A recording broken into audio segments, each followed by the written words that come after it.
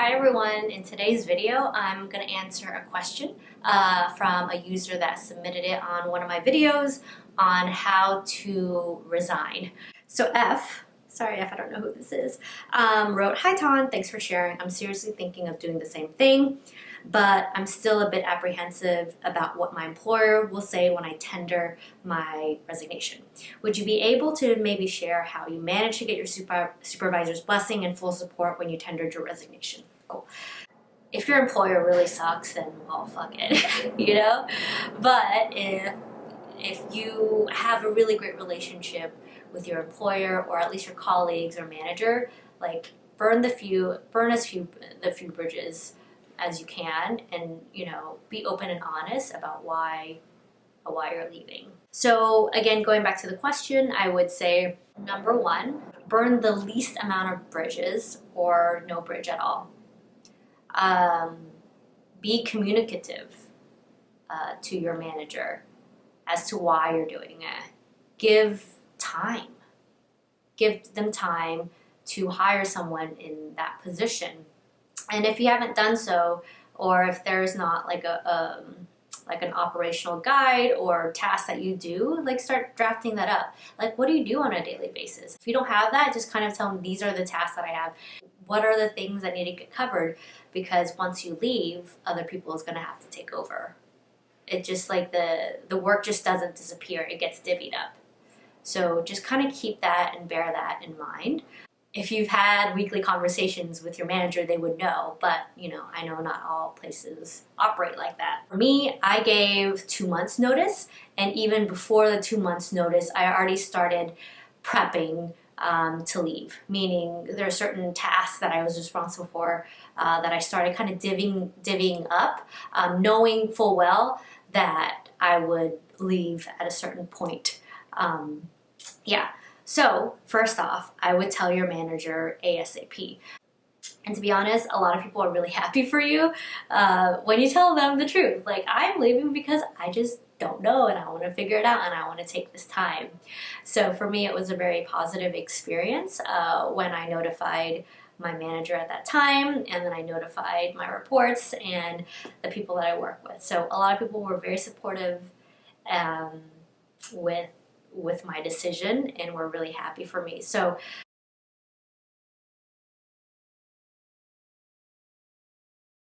in general, this is for managers. This is not for reports. For managers, if you're not opening that conversation for your reports, you should. If you don't tell your reports that, hey, if it's totally okay if you quit, just give me like X amount of time heads up, that would be perfect. That opens the door for them really being honest. And if you're a manager anyway and you're trying to help people with their careers, you need to know what they want out of their career, and maybe knowing that this isn't their dream job is probably a good start. I don't think a lot of managers do that. So in general, if you don't talk to your reports at least on a weekly basis, or at least follow up with them, not only from a work perspective but from a personal perspective, and knowing kind of like a good 360 of what their life looks like. You don't need to know every detail, but you need to know their well-being, because their well-being is just good for you. So their productivity, the way they are around your other reports, around other colleagues, it makes a huge fucking difference. And so for managers, if you're not already opening this conversation up, you should. It's super important for you to know what your reports are thinking, what career trajectory they even want. Maybe they don't even want to be here. And it's so good to know that they don't want to be here, and understanding where they want to be so that you can push them in that right direction, because it does you no good. It does them no good to sit there and just continue what it is. So in general, from a management perspective, tell them this. Tell them that, hey, it's okay that you might not like this job. What can you do? And how can I help you move to that next level? Because when they don't have that understanding, they're not going to say anything. When you don't open that conversation, again, most reports, there's this weird like level thing going on. Most people won't bring it up. I find that you have to open that door for those conversations, and it's it's not always easy conversation. To be quite honest, they can be, once that door is open, you're going to get feedback. Whether that be feedback you like or not, it's going to happen. And that's fine. I'd rather be in the know than not be in the know, right? So anyways, that's an aside for managers in general. Tell your people what communication looks like. Tell them if they, ask them what their career aspirations are. Help them through it. Know that, once you do this, the conversation flows a little bit easier, I think. But anyways, and have them understand and take part of the hiring process, because the hiring process, like if you don't understand it, you don't have any idea how difficult it is to hire someone of quality or someone that fits into that specific work culture, right? So that process of hiring one person for me can take at least a month, from gathering the right candidates and then going through the interview process and then debriefing on that interview process and then figuring if they're the right fit and then the back and forth. And it just takes time. It's more than 2 weeks. So if you can do that in, like, I don't know, again, I don't know what the perfect timing is, but in certain countries you have to have, I think, 3 months. I think 3 months or 6 months might be a little bit of an overkill.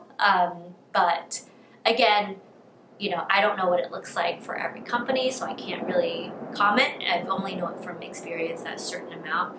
There's like this minimum and a maximum, and then once you hit the maximum, it's like, your employees there, like, having to sit there and wanting to leave already, but already having transitioned everything that they have off. So it's a weird thing. Anyways, every workplace is different, especially in the US versus abroad. For the US, the norm is a 2 weeks notice. Abroad, they have, I think I've heard, 3 months to 6 months. And if you're actually wanting a sabbatical instead of a full resignation, a lot of larger employers or even smaller ones have sabbatical leaves. So I would check that first. If you're not wanting to fully quit and you just want just a longer break, I would check your company's sabbatical policy, because that might be good for you. Because I know people that have actually taken it and really enjoyed being able to take 3 to 6 months off and be okay, and then come back with the same job that they've had. So I would check with that first if that's something you're looking for. If you're looking like a full blown, like I just want to peace out, there's a few things. So number one, I'm under the belief, and again, I think every company is different, but 2 weeks notice is not a lot of time. I think as a manager, 2 weeks notice is such a short time frame. And the reason I say that is because the hiring process takes a while, from finding a candidate or finding the right pool of candidates to then interviewing them to then filling that position. If you already have a pipeline that is pretty full as a manager, then that is a little bit easier. But if you're starting from scratch and a report of mine said like, hey, I'm giving my 2 weeks notice, that puts me into like a holy fucking shit mentality. And it literally, from my perspective, not only burns bridges, it burns a lot of different bridges. So I want to say that the minimal amount of burning bridges you can do, go for that amount. But again, I don't know your relationship with your employer or your manager or whoever. So, but in general, like, don't burn bridges, because eventually everything kind of comes back full circle. And that's just my belief. I hope that helps. I don't know if it helps, but I hope that helps. And I hope that management perspective helps as well. So